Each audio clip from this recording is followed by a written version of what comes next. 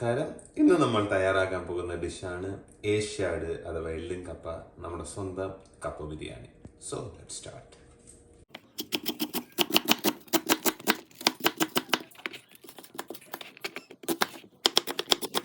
Okay, ഇത് കുറച്ച് ഇഞ്ചി, വെളുത്തുള്ളി, കുരുമുളക് ഇത് ചതച്ചെടുക്കണം. കപ്പ ബിരിയാണിക്ക് വേണ്ടി ആദ്യം നമ്മൾ യൂസ് ചെയ്യുന്നതെന്ന് പറഞ്ഞാൽ ഒരു കുക്കറാണ് എടുക്കുന്നത്. അതിലേക്ക് ഒരു 2 സവോള അരിഞ്ഞത്, അതിലേക്ക് തന്നെ ഒരു തക്കാളി അരിഞ്ഞത്, ഒരു 3 പച്ചമുളക്, കറിവേപ്പില, മല്ലിയില ഉണ്ടെങ്കിൽ മല്ലിയിലയും കൂടി ഇടാം, മല്ലിയില ഇല്ലെങ്കിൽ കുഴപ്പമൊന്നുമില്ല. പിന്നീട് ഞാൻ നേരത്തെ ചതച്ച് വെച്ചിരിക്കുന്ന വെളുത്തുള്ളി, ഇഞ്ചി, കുരുമുളക് ഇതെല്ലാം കൂടി ചേർന്നുള്ള മിക്സ് അതും കൂടി ഇതിനൊക്കെ ഇടുക.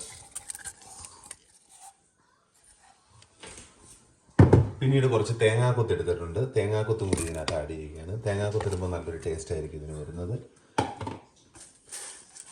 പിന്നീട് കുറച്ച് ജീരകം, ഒരു 3 സ്പൂൺ മല്ലിപ്പൊടി, ഒരു സ്പൂൺ മഞ്ഞൾപ്പൊടി, ഉപ്പ് ആവശ്യത്തിന്. സോ ഇതെല്ലാം കൂടി ഇട്ട് നല്ലപോലെ ഒന്ന് തിരുമ്മി പിടിപ്പിക്കണം. ഓക്കെ, അപ്പം നമ്മൾ മിക്സ് ചെയ്ത് വെച്ചതിനകത്തോട്ട് ബീഫും കൂടി ആഡ് ചെയ്യുകയാണ് ചെയ്യുന്നത്. ആക്ച്വലി നല്ല എല്ലോട് കൂടിയ ബീഫാണ് കപ്പ ബിരിയാണിക്ക് ഏറ്റവും നല്ലത്. പക്ഷെ ഇപ്പം നമ്മുടെ കയ്യിലുള്ളത് എല്ലോട് കൂടിയ ബീഫല്ല, എങ്കിലും അത് നമുക്ക് മതിയാവും. പിന്നീട് ഇതിനകത്ത് ഒരു ഇൻഗ്രീഡിയൻറ്റ് കൂടി ആഡ് ചെയ്യുകയാണെങ്കിൽ അത്രയും നന്നായിരിക്കും. എന്നാന്ന് പറഞ്ഞാൽ ഇതിൽ ചെറിയ ഉള്ളിയും കൂടി ആഡ് ചെയ്താൽ നന്നായിരുന്നേനെ, പക്ഷെ ചെറിയ ഉള്ളിയും നമ്മുടെ കയ്യിലില്ല. സോ 2 ഇൻഗ്രീഡിയൻറ്റ് നമുക്ക് മിസ്സായിട്ടുണ്ട്, ചെറിയ ഉള്ളിയും മല്ലിയിലയും. ഇത് നല്ലപോലെ ഒന്ന് തിരുമ്മി പിടിപ്പിച്ചിട്ട് ഒരു അരമണിക്കൂർ മാരിനേറ്റ് ചെയ്ത് വെച്ചേക്കും. അരമണിക്കൂർ മാരിനേറ്റ് ചെയ്ത് വെച്ചു. അതിനുശേഷം ആവശ്യത്തിനുള്ള വെള്ളവും കൂടി ഒഴിച്ചിട്ടുണ്ട്. ഇനിയിപ്പം നമുക്കൊരു 3 വിസിലും കൂടി വേവിച്ചെടുക്കാവുന്നതാണ്. നമ്മൾ ചെയ്യാൻ പോകുന്നതെന്ന് പറഞ്ഞാൽ കപ്പ വേവിച്ചെടുക്കുകയാണ്. സോ നമുക്ക് കിട്ടിയേക്കുന്നതെന്ന് പറഞ്ഞാൽ ഫ്രോസൺ കപ്പയാണ്, നാടനായിട്ടുള്ളത്. ഇത് അത്യാവശ്യം നല്ലൊരു ക്വാളിറ്റി ഉള്ള ഒരു സാധനമാണ്. റോയൽ ഡെലിക്കസി എന്ന് പറയുന്നൊരു പ്രോഡക്റ്റാണ്. ഇനിയിപ്പോൾ ഇത് നമ്മളൊന്ന് ഓപ്പൺ ചെയ്ത് വാഷ് ചെയ്ത് അതിനുശേഷം കുറച്ച് മഞ്ഞൾപ്പൊടിയും ഉപ്പും ഇട്ട് വേവിച്ചെടുക്കുകയാണ് നമ്മുടെ അടുത്ത പരിപാടി. ഓക്കെ, അങ്ങനെ നമ്മൾ കപ്പ വെച്ചിട്ടുണ്ട്. അതിലേക്ക് ആവശ്യത്തിനുള്ള കുറച്ച് ഉപ്പും കൂടി ആഡ് ചെയ്യുന്നുണ്ട്. എന്നിട്ട് കുറച്ച് മഞ്ഞൾപ്പൊടിയും കൂടി.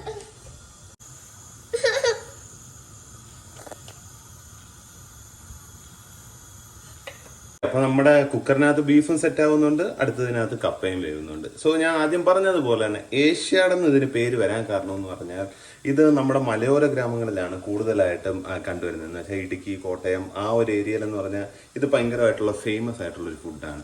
അവിടുത്തെ കല്യാണത്തിൻ്റെ തലേന്നത്തെ ദിവസങ്ങളിൽ ഇതും ഇതിൻ്റെ കൂടെ ഒരു കട്ടൻ ചായയും ഇതാണ് നല്ലൊരു കോമ്പിനേഷൻ ആയിട്ട് വരുന്നത്. പിന്നെ അവിടെ നിന്നുള്ള പിള്ളേർ തന്നെ ഇതെല്ലാം കളിച്ച് വളർന്ന് അവരോരോ മീറ്റിംഗ് ഇതിലെല്ലാം പോയി പങ്കെടുത്ത് അങ്ങനെ മെഡലുകളൊക്കെ സ്വന്തമാക്കി അങ്ങനെയാണ് ഇതിന് ഏഷ്യാഡ് എന്നുള്ള പേര് വന്നേക്കുന്നത്. സോ ഇത് നല്ലൊരു അടിപൊളി ഒരു ഫുഡാണ്. പിന്നെ ഓരോ ഏരിയ അനുസരിച്ച് ഇതിൻ്റെ പ്രിപ്പറേഷനിൽ ചെറിയ മാറ്റങ്ങളുണ്ടാവും. വടക്കൻ ഏരിയയിൽ പോകുമ്പോൾ കുറച്ച് തേങ്ങയൊക്കെ അവർ വറുത്ത് ഇതിനകത്ത് ഇടാറുണ്ട്. തെക്കൻ ഏരിയയിൽ കുറച്ച് ഏരിയയിൽ എസ്പെഷ്യലി ട്രിവാൻഡ്രം, കൊല്ലം ആ റീജിയനിൽ ഇത് ഭയങ്കര ഒരു ഫേമസ് അല്ലായിരുന്നു. പക്ഷേ ഈ ഇടയായിട്ട് ഇതെല്ലാം ഫേമസ് ആയി തുടങ്ങിയിട്ടുണ്ട്. ഇത് പിന്നെ നല്ല ഡ്രൈ ആയിട്ടുണ്ടാക്കും, പിന്നെ കുറച്ച് എന്താ വെച്ചാൽ കുഴഞ്ഞതുപോലെ ഉണ്ടാക്കും. എനിക്ക് കുഴഞ്ഞതുപോലെ ഉണ്ടാക്കാനാണ് ഇഷ്ടം. എന്തായാലും ഞാൻ കൂടുതൽ പറഞ്ഞ് മടുപ്പിക്കുന്നില്ല. സംഭവം ഏകദേശം ഇത് രണ്ടും കൂടി ഒന്ന് സെറ്റായി കഴിഞ്ഞാൽ നമുക്ക് മിക്സ് ചെയ്യുക, ബാക്കി പരിപാടിയാക്കി ഫൈനൽ ഔട്ട്പുട്ടിലെത്താവുന്നതാണ്. ഓക്കെ, അപ്പം നമ്മുടെ കപ്പ ഏകദേശം 80% വെന്തിട്ടുണ്ട്. ഇനി നമുക്കിത് ഊറ്റാൻ വെക്കാം. നമ്മുടെ കുക്കറിനകത്ത് ഒരു 4 വിസിൽ ബീഫ് അടിച്ചിട്ടുണ്ട്. ഇനി നമുക്കതും ഓപ്പൺ ചെയ്യണം. അങ്ങനെ നമ്മുടെ കപ്പ ഊറ്റാൻ വേണ്ടി വെച്ചിട്ടുണ്ട്. ഇനി നമ്മുടെ കുക്കറും കൂടി അങ്ങ് ഓപ്പൺ ചെയ്യുകയാണ്. കുക്കർ ഓപ്പൺ ചെയ്യുമ്പോഴത്തേക്കും ഏകദേശം ബീഫും വെന്ത് വന്നിട്ടുണ്ട്. ഇനിയാണ് നമുക്ക് അടുത്തൊരു മേജർ സ്റ്റെപ്പ് ഉണ്ട്. ഇതേണ്ടേ ഇപ്പം കാണിച്ചു തരാം എന്താണെന്നുള്ളത്. അങ്ങനെ നമ്മൾ കുക്കർ ഓപ്പൺ ചെയ്ത് പിന്നീട് ചെറിയൊരു തീയിൽ ആ ബീഫ് ഒന്നും കൂടി ഒന്ന് വേവിക്കുക. അതിൻ്റെ ഇടയ്ക്ക് ഇപ്പം നമ്മൾ കളറായിട്ട് ഒന്നും ചേർത്തിട്ടില്ല. ഇനിയിപ്പം നമ്മൾ അതിനു വേണ്ടിയാണ് ചെയ്യുന്നത്. എന്താണെന്ന് പറഞ്ഞാൽ ഒന്നുമില്ല, അടുത്ത് വയ്ക്കുക, അത് ചൂടാക്കുക, അതിലേക്ക് നല്ല വെളിച്ചെണ്ണ ഒഴിച്ചു കൊടുക്കുക. ഒരു 3-4 സ്പൂൺ ഒഴിച്ചു കൊടുത്താൽ നന്നായിരിക്കും. കാര്യം നമ്മളിതിന് ഇതുവരെയും എണ്ണ ഒഴിച്ചിട്ടില്ലായിരുന്നു. സോ ഇതിലേക്ക് നല്ലപോലെ ഒന്ന് ചൂടായി വരുമ്പോഴത്തേക്കും ഒരു 4 സ്പൂൺ കാശ്മീരി ചില്ലിയും കൂടി ചേർക്കുക. ഇത് ചേർത്തതിന് ശേഷം ഈ കറിയിലേക്ക് നമ്മൾ ആഡ് ചെയ്ത് കഴിയുമ്പോൾ നല്ലൊരു റെഡ് കളർ വരുന്നതായിരിക്കും. അതിൻ്റെ കൂടെ ഒരു സ്പൂണ് ഗരം മസാലയും കൂടി ആഡ് ചെയ്യണം. അങ്ങനെ നമ്മുടെ മുളക് പൊടി ഒരു 3 സ്പൂണ്, 3.5. ഓക്കെ,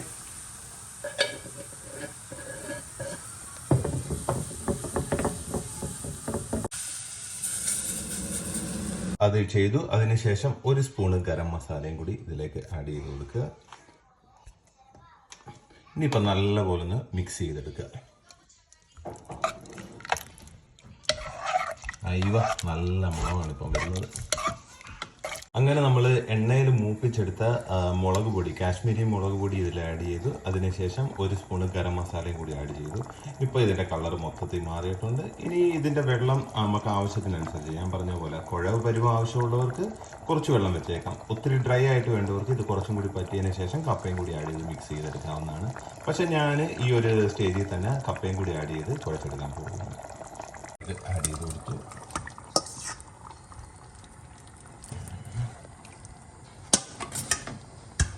ഓക്കെ, ഇനിയിപ്പം നമ്മുടെ കപ്പ ഇട്ടതിന് ശേഷം ഇതെല്ലാം കൂടി നല്ലപോലെ ഒന്ന് മിക്സ് ചെയ്തെടുക്കുക. അങ്ങനെ നമ്മുടെ കപ്പ ബിരിയാണി ഫൈനലി റെഡി ആയിട്ടുണ്ട്. ഇനിയിപ്പോൾ ഇത് സെർവ് ചെയ്യുന്ന സമയത്ത് കുറച്ചെടുത്തതിന് ശേഷം കുറച്ച് സവാളയും പച്ചമുളകും മല്ലിയിലയും കൂടി അതിൻ്റെ മേളിൽ ഗാർണിഷ് ചെയ്തിട്ട് കഴിക്കാവുന്നതാണ്. Okay,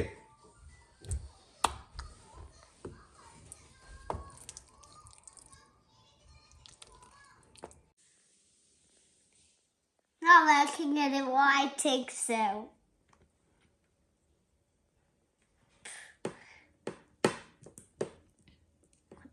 Chicken's a big one. I take the big pieces of paper. Just kidding. You think I know watch Peppa Pig and watch a spooky Peppa Pig?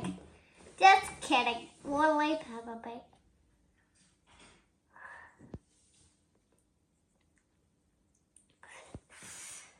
That is spicy. You silly mama.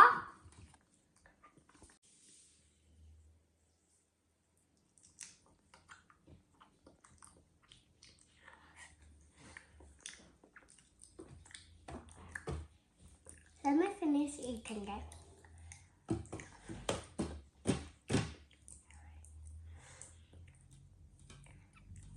Then drink some juice.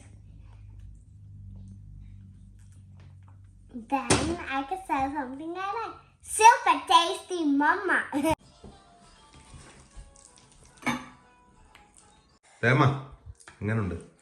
നോക്കട്ടെ.